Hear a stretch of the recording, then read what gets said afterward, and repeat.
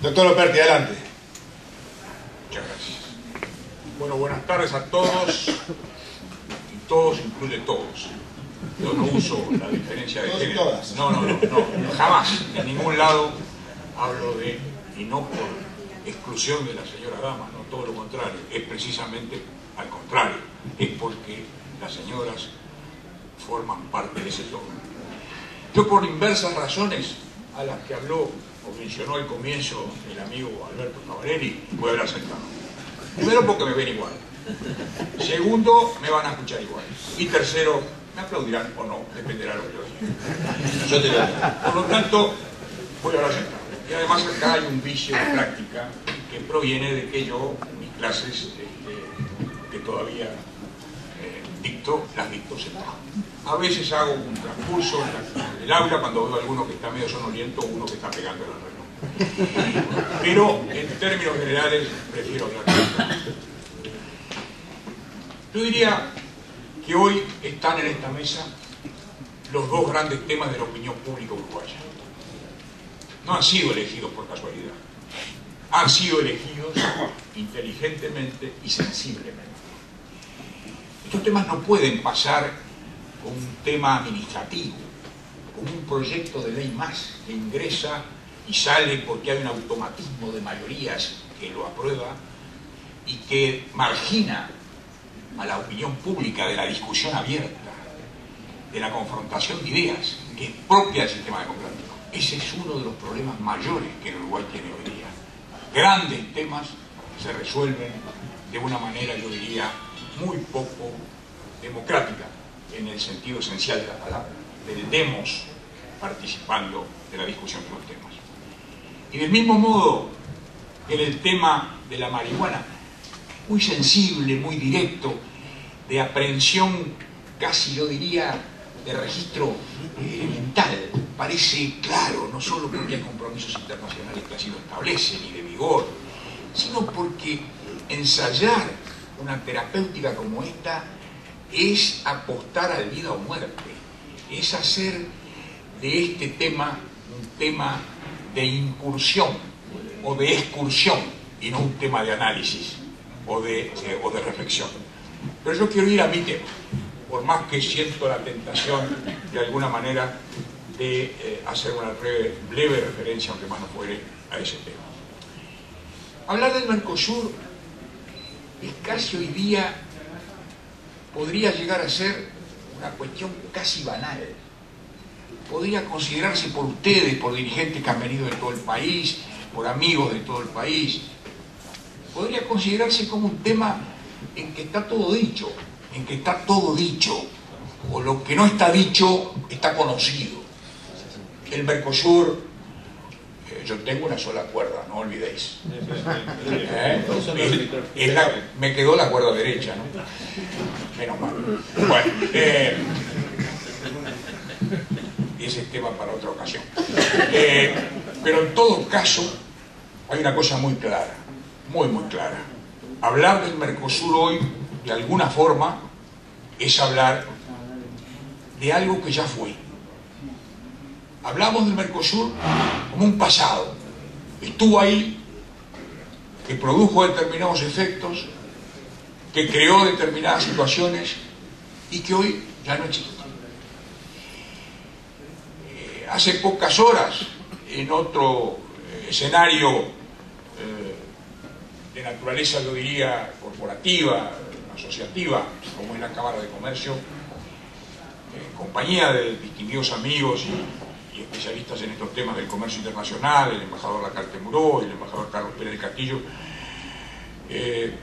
se opinaba sobre esto y yo comenzaba la disertación diciendo: señores, no vamos a hablar de un problema de funcionamiento, vamos a hablar de un problema de existencia.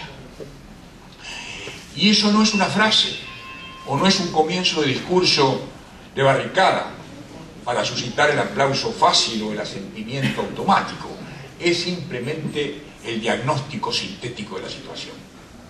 Es decir, el Mercosur en el 91 creó grandes esperanzas. ¿Cómo no iba a crear grandes esperanzas para un país de poco más de 180.000 kilómetros, poco más de 3 millones de habitantes, que se abriera la posibilidad de trasladar sus bienes, sus servicios, sus capitales, sus personas a una zona ampliada que se extendía a los territorios de los dos mayores países de América del Sur, Brasil y Argentina, y a los que se nos asociaba Paraguay, para lograr por lo menos el equilibrio de los más débiles. ¿Cómo no iba a provocar esperanza? ¿Cómo no iba a concitar como concitó la aprobación abrumadoramente, yo diría, de tipo colectivo, no solo institucional, sino también fue una idea que se incorporó a la voluntad, no solo de las instituciones, sino de la gente. La gente veía con imaginación y con perspectiva, con esperanza, el Mercosur. Ese fue el 91. Ese fue marzo del 91.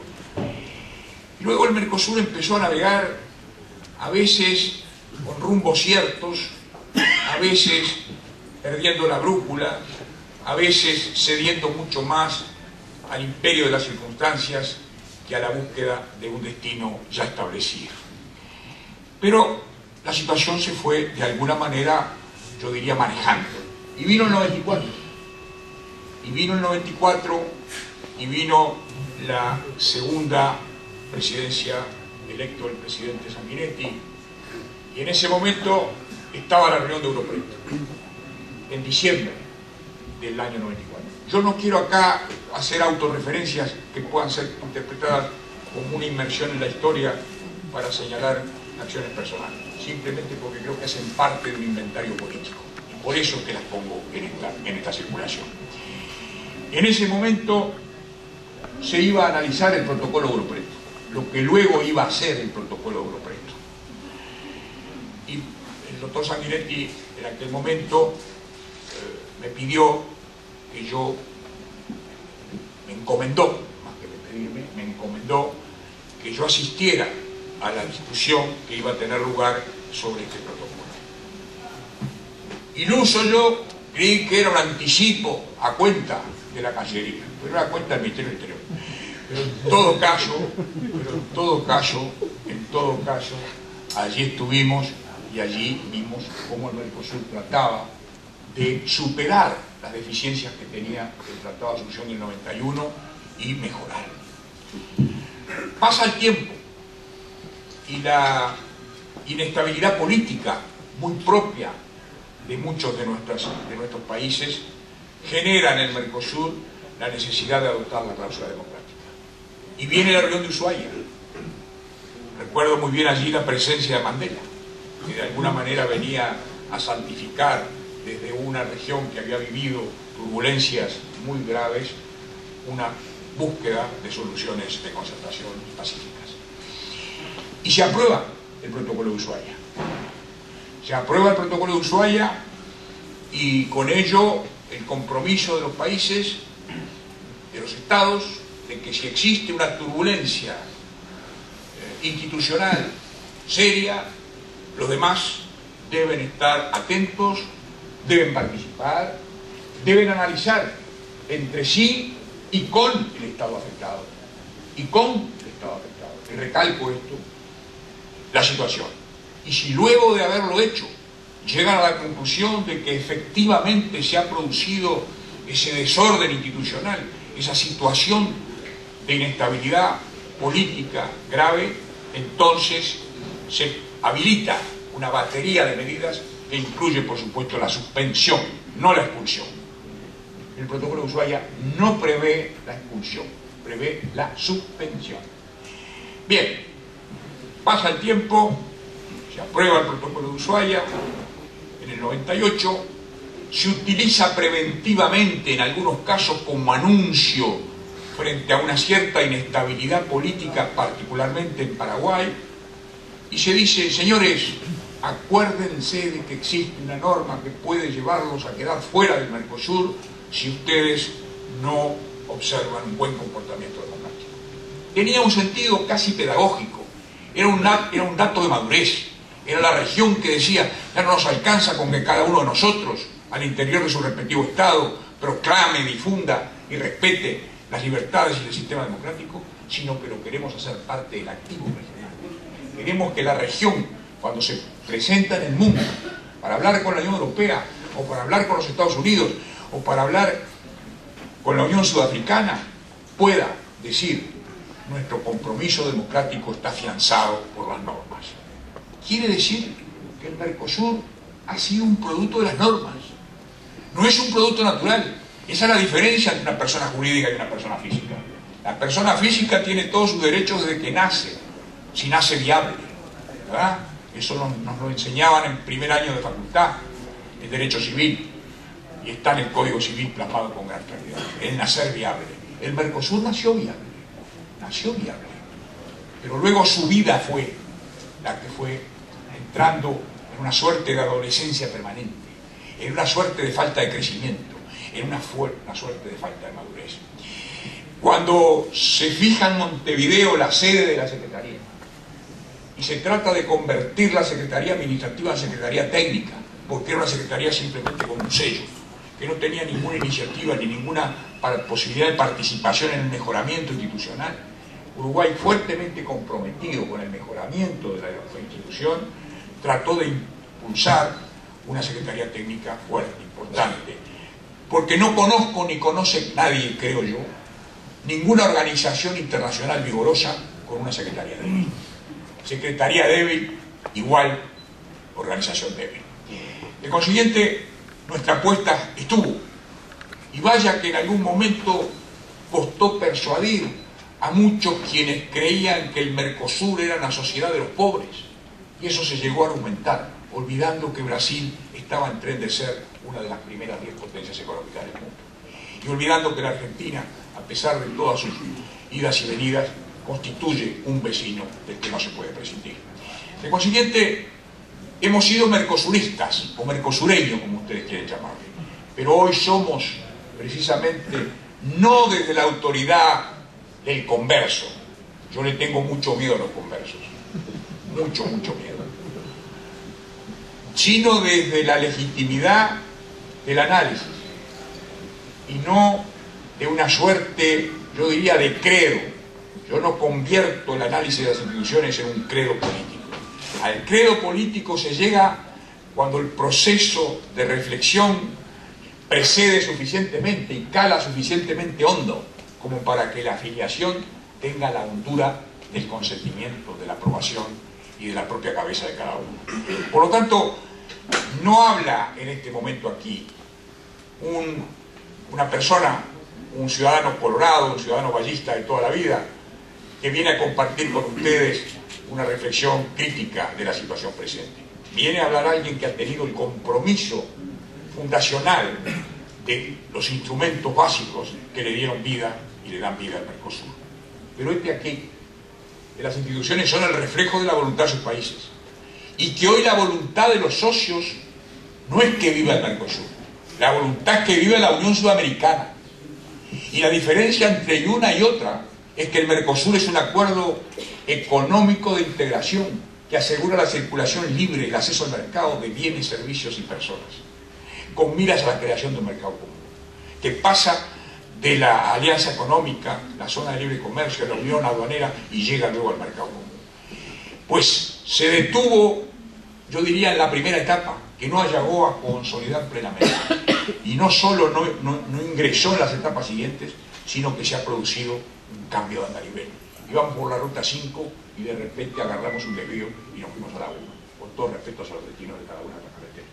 Es decir, cambiamos de ruta, salimos de la ruta del Mercosur y nos queremos meter en la ruta de la UNASUR. ¿Y por qué? ¿Cuál es la razón? Muy simple, porque la UNASUR es solo un organismo político donde la alineación política es la sustancia misma del acuerdo. Es un proyecto político, no es un proyecto de integración. La integración le sirve a todos, porque la integración sobrevive a los vaivenes políticos. Si no, miremos Europa, que viene a vivir la crisis financiera más importante desde el Tratado de Roma de los años 50, y que supera con la acción del Banco Central Europeo y con esa inyección de recursos una crisis que podía hacer trastabillar el euro.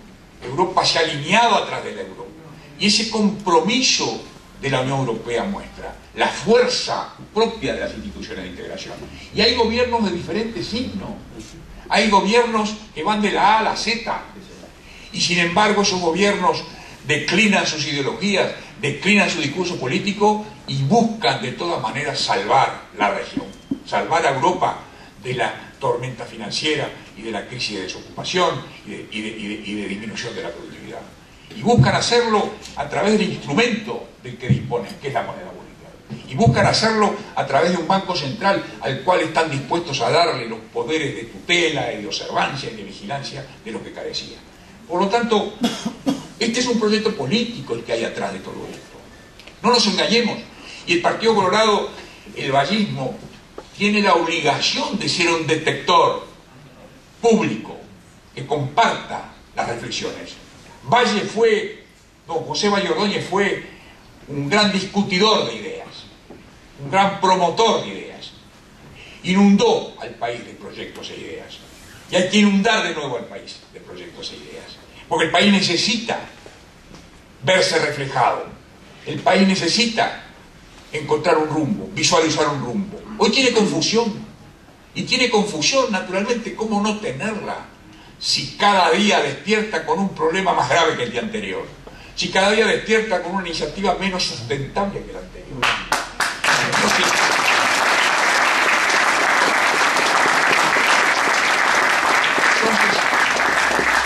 Entonces, no nos anclemos en el pasado, mirando este Mercosur que nos forjó ilusiones, que nos dio aliento, que nos dio esperanza. Detengámonos un instante a ver que este Mercosur fue capaz de mal aplicar el protocolo de Ushuaia y de despedir a un país simplemente porque ese país no había aprobado el ingreso de otro país y lo había hecho al amparo de normas que dicen claramente que para que ingrese un Estado tiene que haber consenso, lo dice el Tratado del 91, lo dice el Protocolo de Preto del 94. Los dos dicen, con una diferencia puramente gramatical. Uno dice consenso y el otro dice mayoría. Es decir, uno dice consenso, perdón, y el otro dice unanimidad. De consiguiente, esta expulsión transitoria, suspensión, para ser más prolijos, aunque prácticamente en lo que hace a Venezuela, que ingresó luego aprovechando esas circunstancias, fue el equivalente a una expulsión, no fue una tarjeta amarilla simplemente, fue una tarjeta semirroja, porque lo dejaron afuera de la decisión nada menos que del cambio de la membresía, de quienes iban a ser los socios, decisión mayor en cualquier entidad, un club de fútbol, una sociedad anónima, un partido político o una institución oficial del Estado. Vale decir, hay un emprendimiento antijurídico. Nosotros los que somos ya un tanto veteranos, y a veces, como dice un amigo mío, los que estamos ya un tanto amortizados, nos acordamos muy bien de la discusión que abrió en el país la distinción entre la forma y la sustancia del derecho. Vaya que nos acordamos. Vaya que nos acordamos. ¿Cuál fue la primera bandera de la izquierda sediciosa en el Uruguay? Que el derecho era formas, y las formas eran burguesas, y que las formas burguesas obstaculizaban el progreso, y que el progreso solo se hacía a base de decisiones y de voluntad efectiva de materializarlas. ¿Y eso nos llevó a dónde? Nos llevó a la ruptura, primero a la agresión, y luego a la ruptura, y luego un largo silencio, y luego un renacimiento. Y ahora de nuevo, cuando el renacimiento dio la posibilidad de alternancia en el poder, de alternancia en el gobierno, la prueba del 9 del funcionamiento del sistema democrático, de nuevo hay que volver a ese planteo esquizoide, a ese planteo paranoico de que el derecho está por debajo de la economía. Para un país pequeño como el Uruguay, supeditar el derecho a la economía equivale a decir estamos supeditados a Brasil y Argentina. Y eso creo que no puede de ninguna manera dejar de ser explicitado frente a la población. Tiene que ser dicho en todos los lenguajes, de todas las maneras y con todos los énfasis posibles. Concluyo con alguna referencia a Venezuela. Hace ya algunos años que Venezuela intenta ingresar. Yo le pido a Tabaré y a José que me perdonen un poco esta referencia. Hace ya varios años que Venezuela intenta ingresar. En algún momento en que el diálogo bajo la administración del doctor Valle se había hecho bastante fluido a nivel de las cancillerías, buscábamos en aquel momento la colocación de nuestros quesos, lo que dio en un momento determinado lugar a que Jorge le dijera al presidente Chávez que últimamente los venezolanos lo único que nos estaban comprando del queso era el agujero. Y en ese momento que teníamos una buena comunicación, en una parte, en una de esas tantas reuniones, el canciller de Venezuela tuvo, digamos, la valentía de preguntarnos por qué nos oponíamos al ingreso de Venezuela. ¿Cuál era la razón? Siendo un mercado, siendo una economía abierta, no había en ese momento licencia, no había problemas de diferencia de cambio, no había mercado negro. Es decir, ¿qué razones teníamos? Y la pregunta la disparó así, al plexo. Las piñas al plexo hay que pararlas, ¿no? Entonces le dije, mira, que es muy sencillo. Ustedes son enemigos jurados de los Estados Unidos. Nosotros no somos enemigos jurados de los Estados Unidos. Creemos que esta nación constituye un socio importantísimo y pertenecemos a un hemisferio donde tenemos la suerte de que Estados Unidos sea parte de ese hemisferio. Más allá de los juicios que nos puedan merecer negativos en muchos casos, muchas de sus elecciones, pero nos quedamos con la síntesis. Y la síntesis nos dice que es bueno tenerlo como amigo. Segundo, ustedes son íntimos amigos de Cuba. Ustedes son íntimos amigos de Cuba. Van a Cuba, van y vienen, y además se han convertido en una especie de legatarios del sistema cubano. Y nosotros no. Nosotros nos hemos cuasi peleado con Cuba. No habíamos en ese momento todavía roto relaciones, pero andábamos cerca. Entonces, tenemos esa razón. Tercero, ustedes se vuelven cada día más islámicos y nosotros somos occidentales y cristianos. Y esto no tiene nada que ver con el jacobinismo, ni con el ateísmo, ni con el laicismo. Somos cristianos porque creemos en la persona, creemos en los derechos esenciales, el respeto a la libertad, a la tolerancia y no del fanatismo. Somos enemigos del fanatismo. El fanatismo es una de las peores enfermedades individuales y colectivas. Por lo tanto, esas razones son las razones que nos llevan a ver a ustedes como un país que no está coincidiendo con la filosofía política del Mercosur. Es un tema no de análisis comercial, como lo presentan ahora. Me disgusta mucho ver que parecería que hemos cambiado la membresía por comercio. La integración, por supuesto que es comercio, es su esencia, pero no se cambia la esencia misma de una organización por comercio. Eso es gravísimo y es un precedente que nos quita autoridad. La grifa Mercosur, como grifa, fue importante. Cuando uno llegaba a un lugar y decía, hablo a nombre del Mercosur, como en algún momento nos pudo suceder, había una atención, había un respeto, una consideración, nos estaban mirando como algo que surgía, algo nuevo, que podía alinear detrás de un proyecto común a países que en el pasado habían estado enfrentados, y muy enfrentados, como fue el caso de Brasil y Argentina.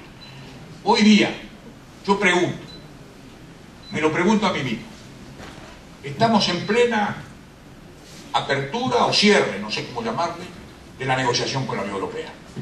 Aquí en el Uruguay, el presidente entonces de la Unión Europea, de la Comisión de Comercio de la Unión Europea, dijo, en presencia de muchos de los que estábamos, yo estaba al lado y en ese momento, dijo claramente lo siguiente: mientras esté Venezuela, nosotros negociamos con Mercosur en tanto no esté Venezuela.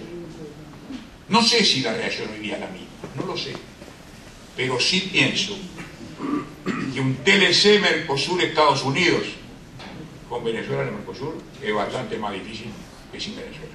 Segundo, pienso que la Unión Europea mucho no le agrada ese acercamiento a Irán, mucho no le agrada esa suerte, yo diría, de cuestionamiento permanente de Israel, porque los capitales financieros europeos tienen muchas veces origen en Estados Unidos y particularmente de capitales judíos.